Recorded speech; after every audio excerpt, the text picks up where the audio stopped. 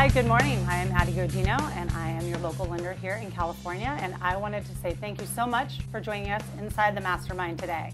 We have Brad Seaman with us and also Brittany Hancock, and they are here talking real estate and interior design. Welcome, you guys. Thank you, Thanks, Addie. Thanks for coming.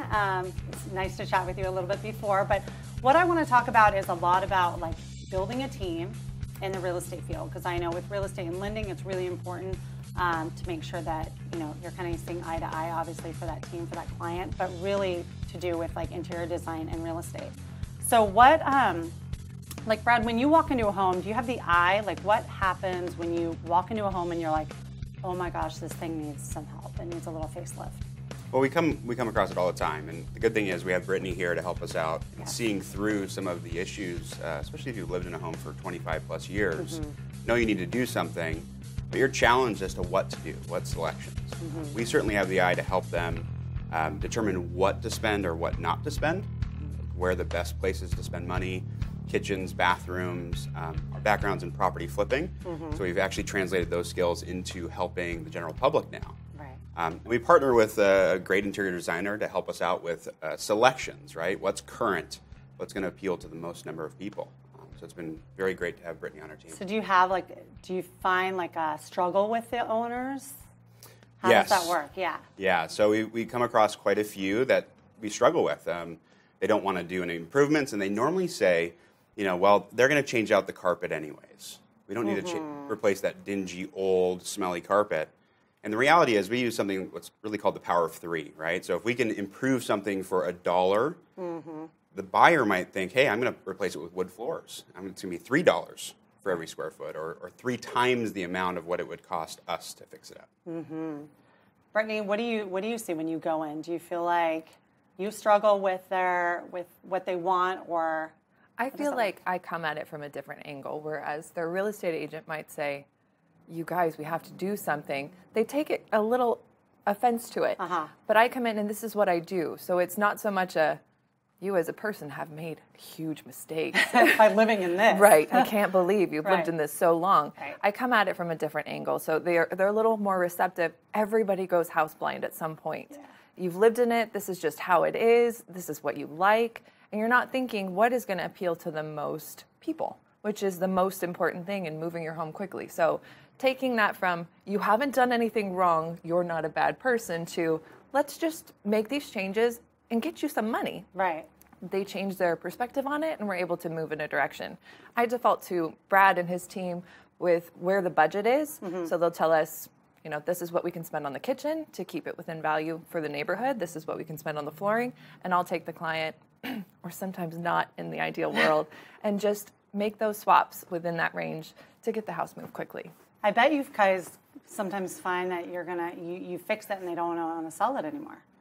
That's not happened. Yeah, I bet that has happened. We hear that comment almost every one we do. Yeah. So every time we go through a remodel with a client, I bet. They're like, why didn't we do this? why did we do this 20 years ago? Yes. And now we might not want to move. Most of the time they're still focused on selling it and moving on to their next chapter. But oftentimes it's kind of that, love it or list it type scenario. So I love it or list it. I love it. Right? I feel like that when I remodeled my place, I was like, oh my gosh, like I would stay here. I don't even want to move. Right? Yeah. And that's what we want the buyer to see. Right. So That if the makes person sense. living there is going, wait, Yeah. they're conveying that as each person comes in, like, I don't really want to let this go. It just changes the mind frame of the person coming in. And good interior design does that in a way that's not really this, that, and the other thing. It's a feeling like, oh, I can see myself in here. I can feel my family growing in here, just by making color changes and flooring changes and making it more accessible to more people. Right. So is it a complete remodel typically, or is it just kind of cosmetic?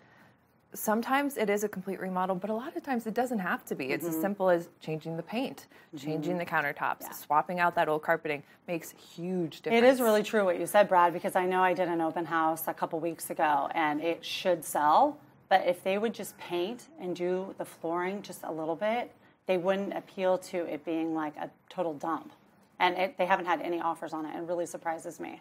And it really all comes down to return on investment too. So if those little things cost just a little bit of money, but it returns 3 or 4 times, right, it makes sense. So when we're making these suggestions of preparing a home for sale, it comes down to how quickly will they get their money back. And if they don't if they are not going to get that return on investment, then we don't recommend it. We don't have them. I mean, I'm the first one that doesn't want to spend money. Sure. And I don't want to spend others' money unless it's truly, worthwhile. Sure. You're going to get that return. What do you typically see, like, more, like, what is the, like, return on investment? What do you typically see? How much you spend versus how much you get? Well, like Brad said, it's that power of 3. So if you're spending $1 per square foot on flooring, you're going to see that you can charge almost that $3 per square foot in your return. Right. Not always, not on everything, Sure. but on a lot of it.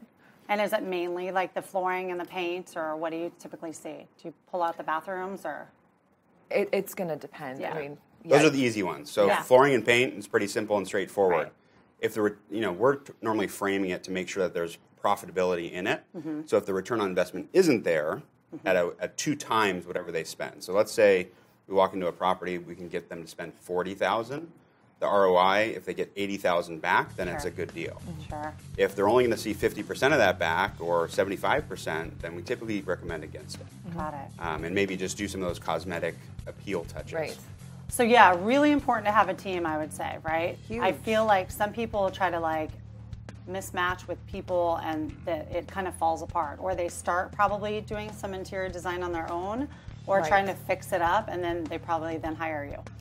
Now they're really paying double, right? Yeah, exactly. You don't want to come out the gate at a loss. Right. So I work with these materials, I work with these designs every day. This is what I do.